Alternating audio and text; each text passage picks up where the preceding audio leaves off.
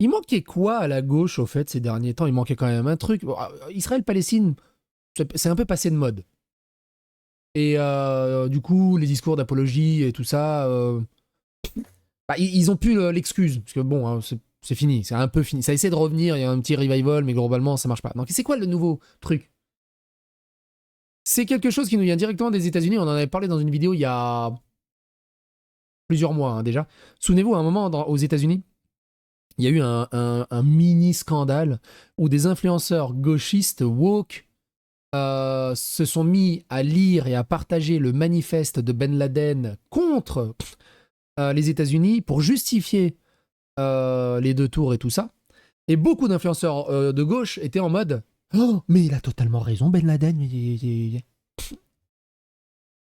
c'est ça qui arrive en France. On a des gauchistes qui s'inquiètent et qui expliquent on n'a jamais lu le manifeste de Salah Abdeslam. Ça se trouve, y a des choses pertinentes. On en est là. À l'impunité. De toute façon, c'est comme un enfant roi. Il fait des bêtises, tu le réprimandes, il se calme. Il fait des bêtises, tu dis rien, il fait des plus grosses bêtises. Tu dis rien, il fait des plus grosses bêtises. Tu dis rien, il fait des plus grosses bêtises. Et l'univers gauchiste woke, et surtout ceux des influenceurs et des journalistes, ils sont dans une impunité tellement totale depuis des années. On a traversé le plafond de l'humanité, de l'inhumanité et de l'indécence depuis tellement longtemps.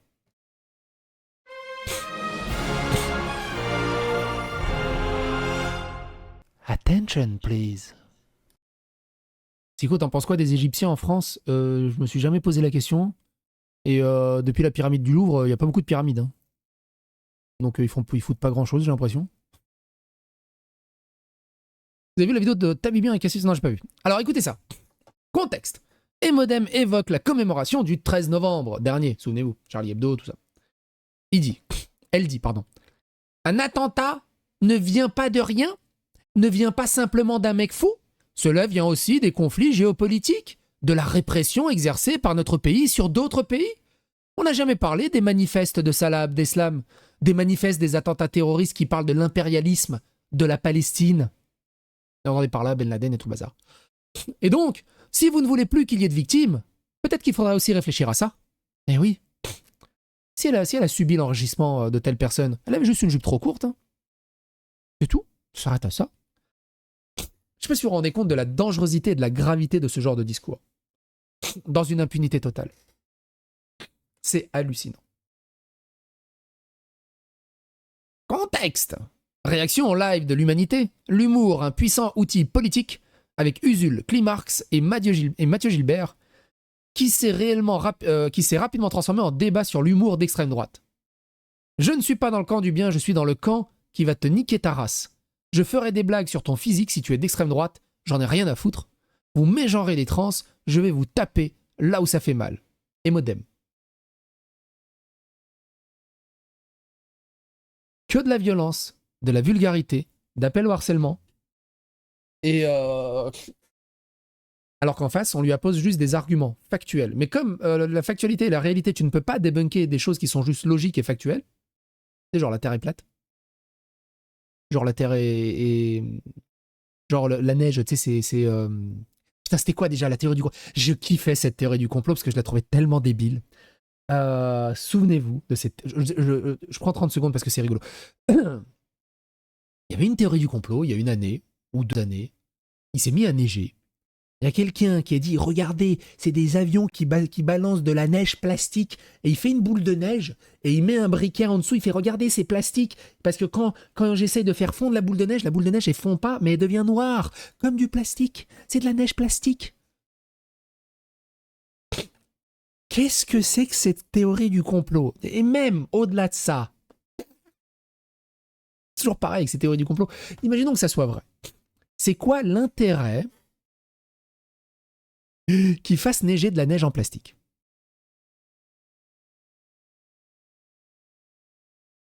Je comprendrai jamais. Et donc, c'est juste de la logique pure. Tu dis, mais non, il y a du carbone qui rentre dans ta glace de ton briquet, c'est tout. Ouais, bah je vais te péter la gueule. Espèce de nazi facho. toujours pareil. C'est un truc de fou.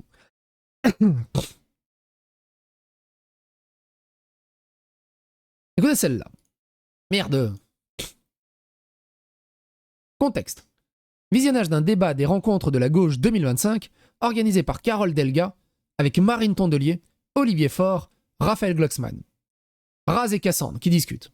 Carole Delga, c'est l'aile droite du Parti socialiste, extrêmement islamophobe, très raciste. Haine de tout ce qui est palestinien et pro-palestinien, haine immodérée, donc c'est vraiment l'avant-garde sioniste du PS dégénéré, bref, une raciste. Ça va, pas de demi-mesure, pas de discussion sur les arguments, non. Suffit de dire que c'est une facho, raciste, nazi. Fini, t'as gagné. Incroyable. Contexte. Montée Linguisticae évoque les statistiques de ses dernières vidéos, ses revenus, les placements de produits et les reacts. Et il dit « Les gens pensent que je suis riche. On vit avec 750 € chacun. Nos charges, incompressibles, la maison, etc., représentent 1200 €. Il nous reste 200 € pour vivre par mois. » Et avec cette mine de rien, je vous rappelle qu'avec ces 200 € par vivre par mois, ils arrivent à aller dans des clubs échangistes où je ne sais pas combien ça coûte le prix d'entrée d'un club échangiste. Mais ça doit faire un petit budget quand même aussi. Ma vidéo existe dans des VOD, sur YouTube, chez d'autres créateurs, et ces autres créateurs touchent des revenus là-dessus. Beaucoup de créateurs de contenu original arrêtent d'en produire pour faire du react sur le contenu original des autres, parce qu'en fait, c'est beaucoup plus rentable. Ce qui est vrai. Écoutez ça. Incroyable. Je la garde pour la miniature, celle-là.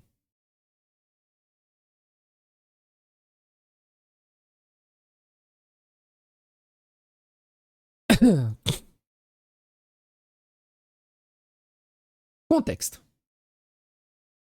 Tata Drapi a reçu Raphaël Arnaud sur son stream pour commenter Nouvelle École.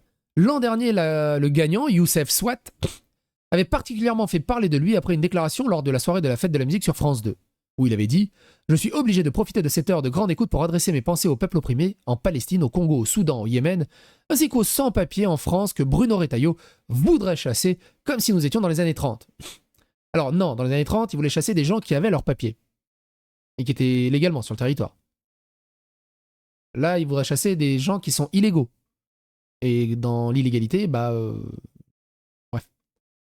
Elle dit « Nouvelle École, télécrochet rap, c'est aussi la bataille culturelle contre l'extrême droite. Ils ont aussi laissé passer la finale où elle dit « Je ne comprends pas que les condés qui... je ne comprends que les condés qui se pendent. » Merci pour les 5 balles, Alpha. Pour les clubs, 20 € pour les femmes, 120 € pour les hommes, 30 € le couple. Ne me remerciez pas. Comment tu peux être aussi précis? C'est vraiment si peu cher que ça? Putain. Il dit il faut fumer tous ces bâtards à l'Assemblée. Ça montre qu'en fait, le forcing, ça marche parce que tu voyais qu'ils avaient tous des messages. Et oui, la violence et le forcing, ça marche. Parce qu'ils sont dans une impunité totale.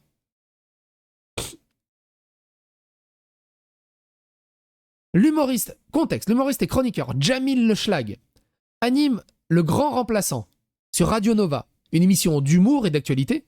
Le programme a notamment reçu des invités tels que Usul, Rokhaya Diallo ou Thomas Njijol. Radio Nova a été racheté en 2015 par l'homme d'affaires Mathieu Pigasse. Nota bene. Cette semaine, Samir Bousnina, chroniqueur chez Parole d'Honneur, était l'un des invités de l'émission de Jamil Le Schlag, consacrée notamment à Ziad Ebouna. Et elle dit Mathieu Pigasse m'a dit dépasse le cadre de la loi, c'est pas grave. Par rapport aux chroniques que tu fais actuellement, est-ce que tu as toute la liberté de dire ce que tu as envie de dire, ou est-ce qu'il y a de la censure ou même de l'autocensure? On dit ce qu'on veut, on est même poussé par le boss Mathieu Pigasse. Mais sinon, tu vois, le vrai méchant, c'est Bolloré. Tu vois, Pigasse, ça va. Il est dans le camp du bien, donc ça va.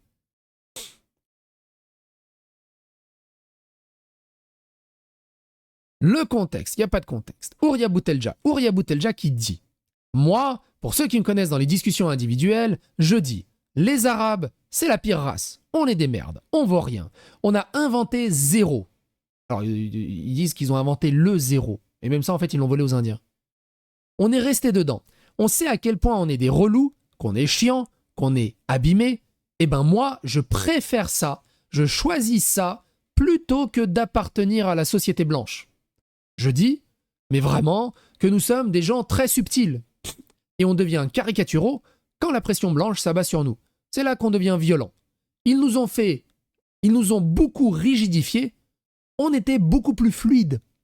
Moi, j'ai tendance à penser que le monde blanc a beaucoup à apprendre de nous.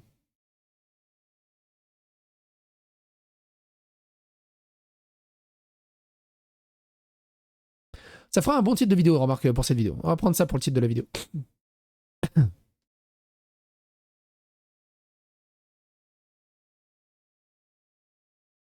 Contexte. Zulzorender réagit à l'émission Lock-in consacrée au hot take et à la question de l'argent chez les influenceurs. Arthur Perticos, ancien CEO de la Carmine Corp, équipe d'e-sport, était auparavant entrepreneur. Il dit « Aujourd'hui, il faut être radical d'une manière ou d'une autre. Cite-moi dans le top Twitch des créateurs de contenu radicaux. Actuellement, les plus gros créateurs de contenu sont ceux qui ne se positionnent pas. Tu arrives sur le stream direct, c'est la lutte finale, l'international. » Ah non, c'est Zulzorender qui ironise. Avoir l'avis d'un PDG d'e-sport sur tous ces sujets me remplit de joie. Et que tout ça, c'est faux. Actuellement, les plus gros créateurs de contenu ne se positionnent pas. Les plus gros créateurs se positionnent. Ah, la Palestine! Ah, Stream for Humanity! Vite, faut lutter contre le Rassemblement National!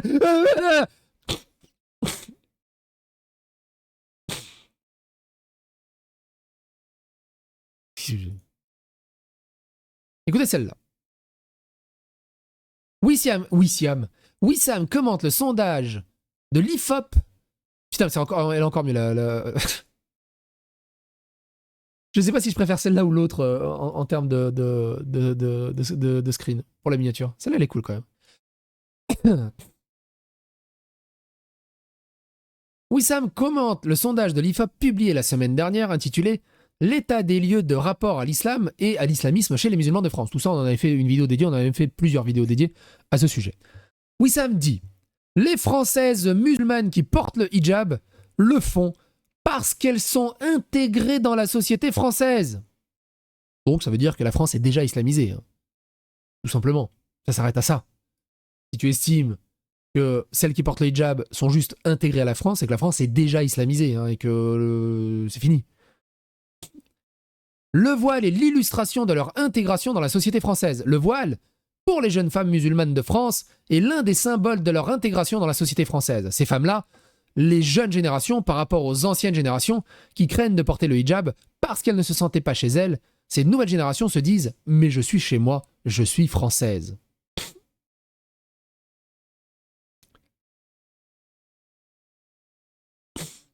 Contexte.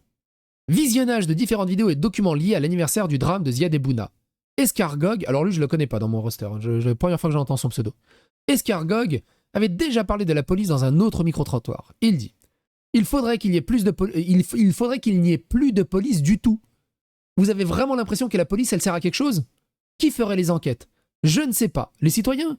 Moi, dans ce que je voudrais mettre en place, il n'y aurait plus besoin de police parce qu'il y aurait quasiment plus de crimes. Ils seraient extrêmement marginaux parce qu'on serait dans une société dans laquelle on se sentirait assez bien pour ne pas commettre de crimes. » Pipou 6 ans, qui mange du galac, qui a des papillons dans le ventre et il pense que le monde est un bisounours.